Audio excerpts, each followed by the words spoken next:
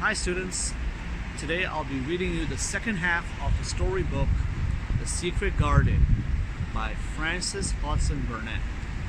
Enjoy! Chapter 6 Two Surprise Meetings. When Mary went back to the house, her uncle Mr. Craven was there. "I'm home for a short visit," he explained. "Are you surprised, Mary?" "Yes, uncle," she replied. "Are you well?" he asked. "Do you need anything?" Mary's uncle seemed kind. "I'm fine," she replied. Then she remembered her conversation with Martha. She decided to ask for some ground. "Could I have a bit of ground to make a garden?" Mary asked. "A garden?" he said. "Yes, find a place that you like and make a garden." Wonderful, Mary thought. The secret garden can be mine. That night, Mary fell asleep quickly, but she did not sleep for long. The sound of crying woke her. Who could it be? It was not the wind this time. "I'm going to find out," she said to herself. Mary got out of bed and went quietly through the house. She came to a room where the crying was loudest, so she opened the door and went in. The noise immediately stopped. A quiet, scared little voice came from the corner. "Who are you?" it asked. "I'm Mary Lennox," she replied. "What are you doing here?" the voice asked. Mary moved towards the bed. She could see a small, thin boy with fair hair and big eyes. "Why are you crying?" Mary asked. "Are you in pain?" "No," the boy replied angrily. "But I'm ill, can't you see?" "You are thin and your face is white," said Mary. "But I don't think that you're ill."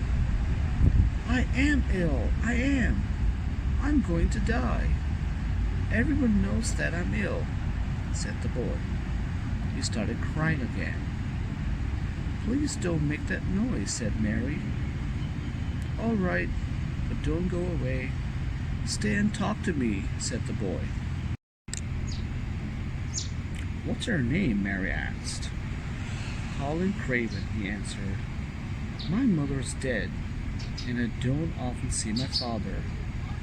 Mary felt sad. "My parents died in India.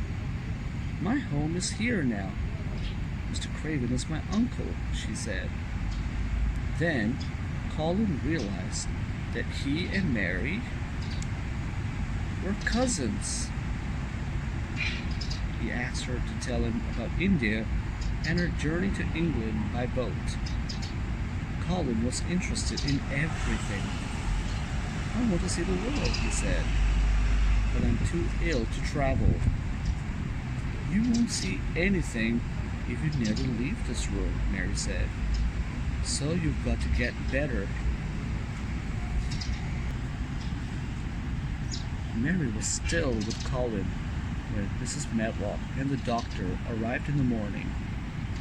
"What are you doing here?" said Mrs. Medlock. "Go back to your room immediately, Mary." Mary moved towards the door.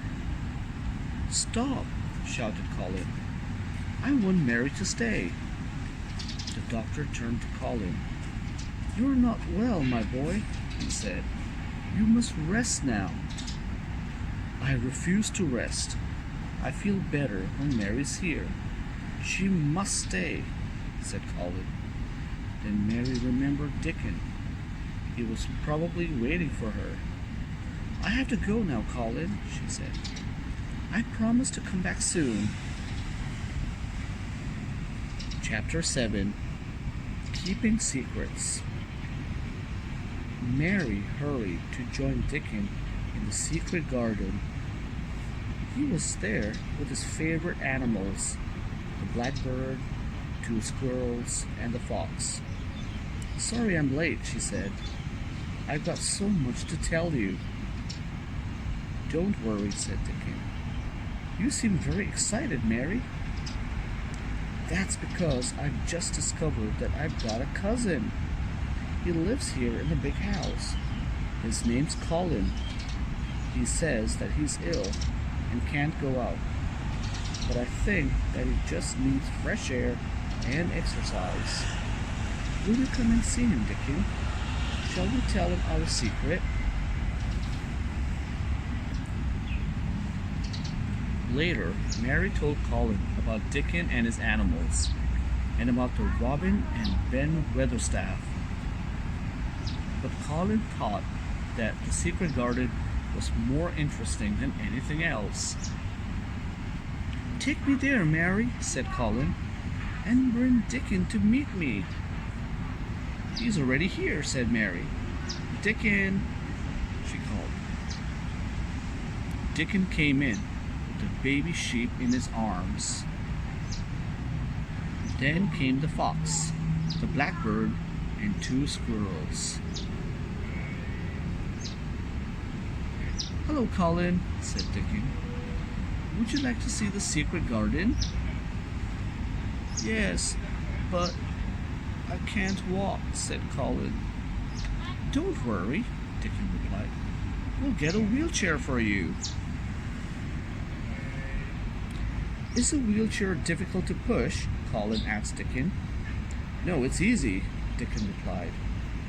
Mary ran up the path, opened the door in the wall, and they all went in. It's nicer than I imagined, Colin said.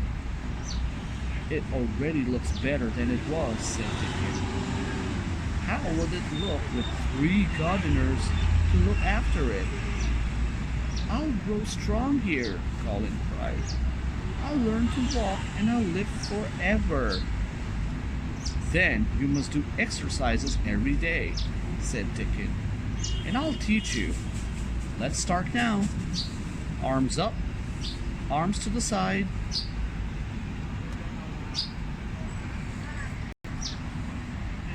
Colin, try to stand, said Dickon. Colin moved forward slowly in his chair and stood up. Just then, Ben Weatherstaff looked over the top of the wall. Hey, he shouted.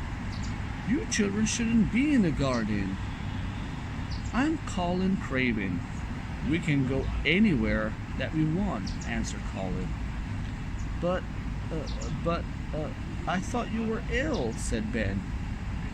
Colin isn't ill, said Mary. He's just weak, but he's getting stronger. He's going to surprise his father. Don't tell anyone, because it's a secret. I won't tell, said the old gardener. I love secrets.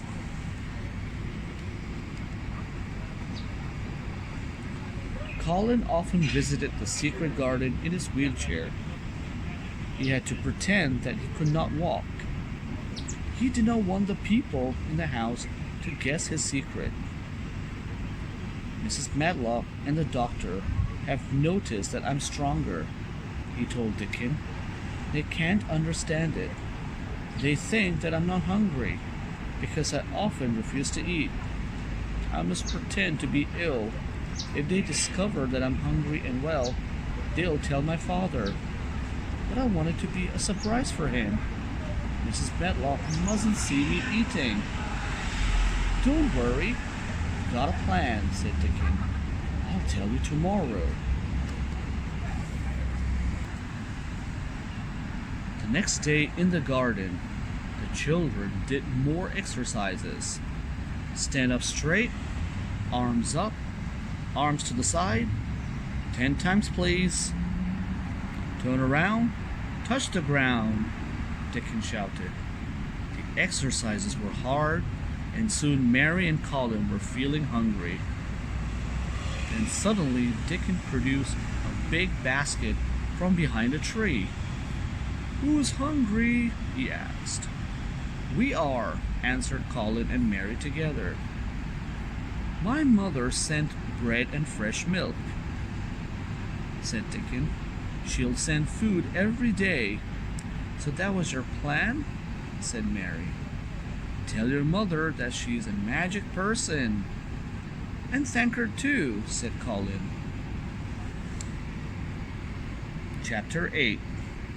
The Magic of the Secret Garden. The children often came to the garden, and sometimes Ben Weatherstaff joined them. Colin, I've got a rose tree for you to plant, said Ben one day. Your arms are now strong enough to dig. Roses were your mother's favorite flowers, you know.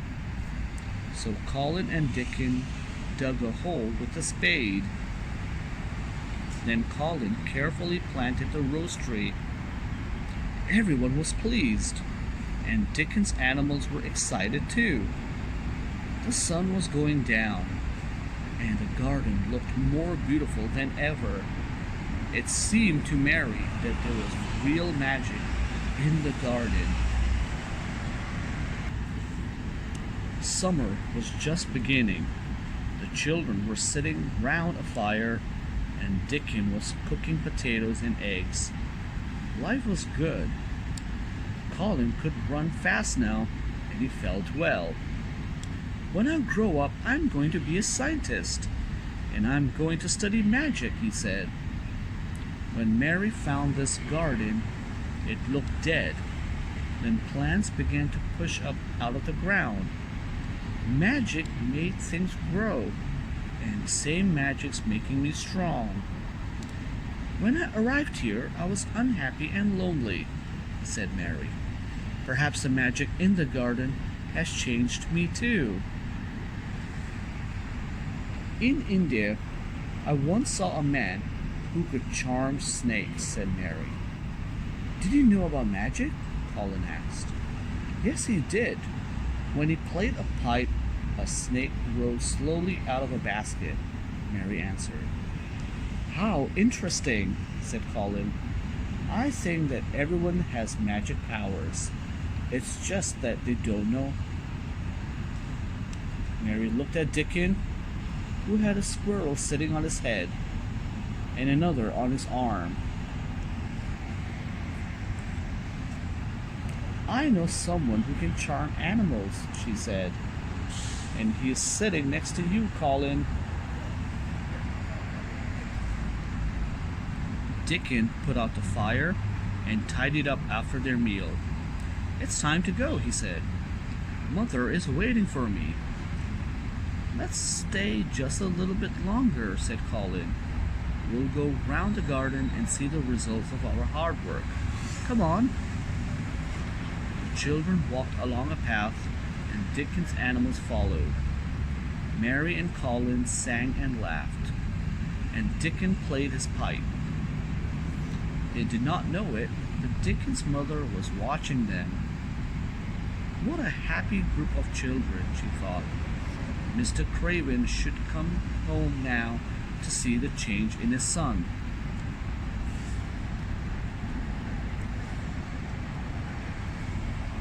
Chapter 9. Voices are calling.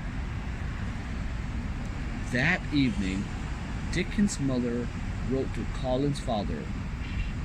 I'll post a letter tomorrow, she said to herself, and then she went to bed. That same night, far away in a house beside an Italian lake, Mr. Craven had a dream about his dead wife. She was calling him home to her garden. A few days later, the letter arrived from Dickon's mother. I think you should come home, Mr. Craven, she wrote. Why were two people calling him home?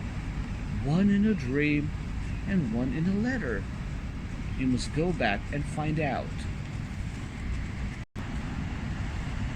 Mr. Craven's journey from Italy to England was long. He took a train through France, a boat to the English coast, and a train to the north of England. When his carriage arrived at the house, he went straight to Mrs. Medlock. How's my son? He asked. He is different, she replied. Worse? He asked. No, not really, said Mrs. Medlock. The doctor and I don't understand. Colin doesn't want to eat, and he has changed. These days he's always outside with his cousin Mary. Mr. Craven went to look for his son. He felt something pulling him towards his wife's garden. Chapter 10. No More Secrets. Mr. Craven stood beside the garden wall. Where did I hide the key? He asked himself. I locked the door 10 years ago. Then he heard the sound of voices. He stopped and stood still. The voices were coming from inside the garden. The three children were calling to each other. Colin was racing towards the entrance. I can run faster than the wind, Dickon, he called, then fell against the door. It suddenly opened wide, and he ran straight into his father's arms. What? Said Colin's father. Father, it's me, Colin, said the boy. You can walk and run, and you're tall, said Mr. Craven. The garden and my friends and the animals made me well. It's magic, said Colin. Come, father, come into the garden. And he took his father's hand. Mr. Craven saw the roses, the fruit trees, and tidy paths. It's perfect, he said. We brought the garden back to life, said Mary. And the garden has made us so happy, said Colin. Come on, everyone. Let's all go back to the house for tea, said Mr. Craven. Just then the robin flew down from the wall and started singing.